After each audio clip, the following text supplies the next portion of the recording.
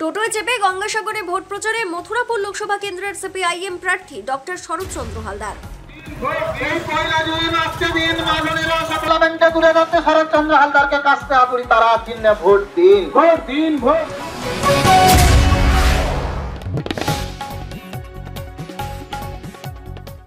পশ্চিমবঙ্গে 2024-এর লোকসভা ভোট হবে মোট 7 দফায়। তাই এই রাজ্যে 19 এপ্রিল শুক্রবার থেকে শুরু হয়ে গেছে 2024-এর লোকসভা ভোট এবং এই রাজ্যের শেষ দফায় লোকসভা ভোট রয়েছে 1 জুন অর্থাৎ শনিবার। আর ওই 1 জুন শনিবার শেষ দফায় ভোট হবে মথুরাপুর লোকসভা কেন্দ্রের ভোট। 4 জুন মঙ্গলবার হবে 2024 সালের লোকসভা ভোটের ভোট গণনা। তাই 2024-এর লোকসভা ভোটের শেষ দফার ভোটের দিন যতই এগিয়ে আসছে ততই মথুরাপুর লোকসভা কেন্দ্রের সিপিআইএম প্রার্থী ডক্টর শরৎচন্দ্র হালদারের সমর্থনে মথুরাপুর লোকসভা কেন্দ্রের বিভিন্ন জায়গায় প্রচার চলছে জোর কদমে।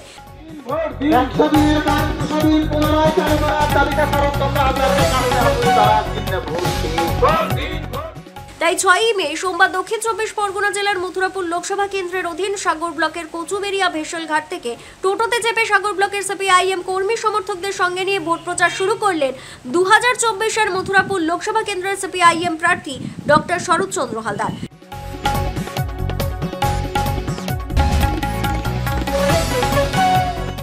এদিন গঙ্গাসাগরে ভোট প্রচারে বেরিয়ে সাগরের মুড়িগঙ্গা বাজারে দাঁড়িয়ে মথুরাপুর লোকসভা কেন্দ্রের সিপিআইএম প্রার্থী ডক্টর শরৎচন্দ্র হালদার আমাদের কাকদ্বীপ.com এর ক্যামেরার সামনে কি বললেন শুনুন।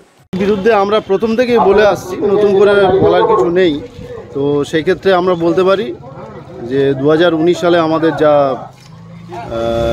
সাগরের প্রচারে যে ধরনের আমরা কর্মীদের নামাতে পেরেছিলাম তার ডবল নেমেছে আমি দেখতে পাচ্ছি। যথেষ্ট ভালো সাড়া পাচ্ছি। শুধু বরাবরই বলে আসছি, আজকের কথা নয় তো, এটা তো আমাদের বামফ্রন্টের যারা উকিল রয়েছেন, আইনজীবী রয়েছেন, তারাই তো লড়াই করে এই জায়গাটা নিয়ে এসছে।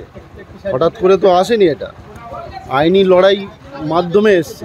যাদের করা উচিত ছিল, আমাদের যারা বিধানসভায় কখনো 70, কখনো 72, কখনো 75টা এমএলএ, তারা একটুও এই ব্যাপারে কোনো কথা বলেনি। সম্ভবত তারা ভাগ পায়, হয়তো এই জন্য বলেন।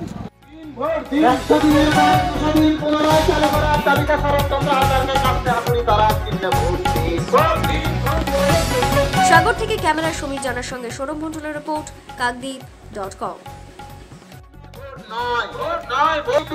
ভারতবর্ষের টাকা সরকারি বিজেপিকে একটিও ভোট নয়।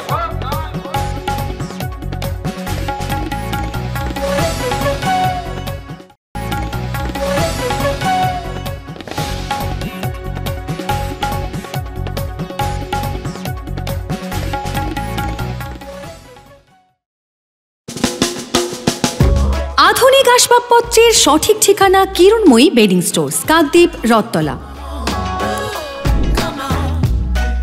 মনোরম পরিবেশে চাইনিজ খাবার ও জমিয়ে আড্ডা পারগোলা প্যারাডাইস, অমর টকিজের বিপরীতে।